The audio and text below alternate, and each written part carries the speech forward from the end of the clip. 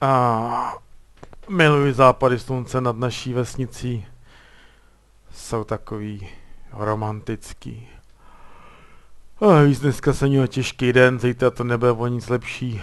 Tak myslím, že je čas dát s Bohem sluníčku a přepočítat ovečky. Do postýlky. Musím do postýlky. Rychle. No jo, už jsem tak unavený, že ani nevím, kudy má po schodech dolů. Tak, postýlka, moje postýlka, tvrdá, ale dobrá. A tak, ráno. Tak co mě dneska čeká? No, hlavně se musím podívat do obchodu. Jestli už mi dorazili.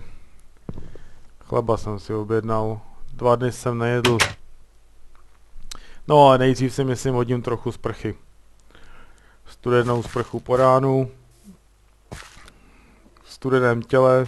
Zdravý duch, jak se to říká. A sprchy, sauna, výborně. Koukám, tam je nějaký infrazářič.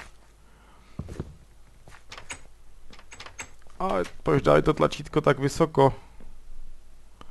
Jak se do toho má trefit?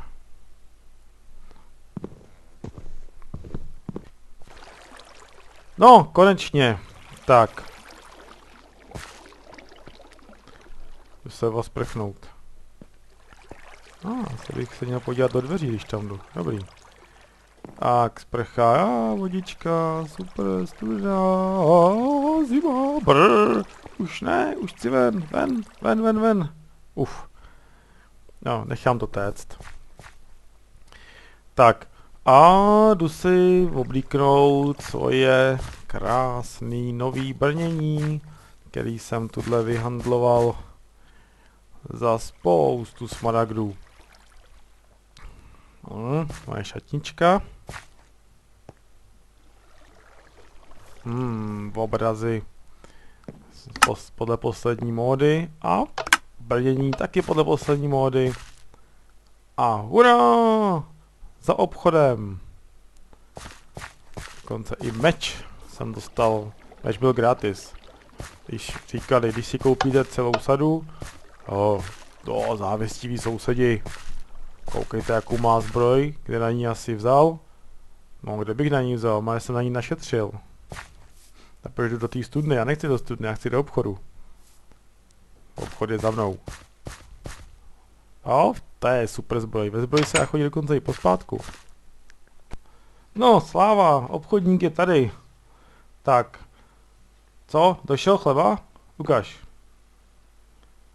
Cože, za železo, smaragdy? Nechci, já chci za smaragdy. Vlastně kde mám smaragdy? Někde je on schovaný, to ti neřeknu. Za smaragdy chleba.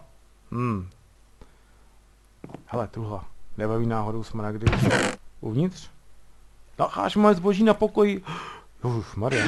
Radši pryč, honem. Když tam mě někoho zavolá. Vlastně, co bych se obál, mám diamantovou zbroj, ale ostuda to je teda obrovská.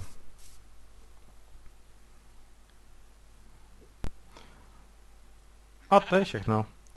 Toto krátké, zábavné video s některými novinkami z Minecraftu 1.5 snapshotů pro vás připravil Petr Gašparík alias Pegas a Davido.cz. Sama na pastevci.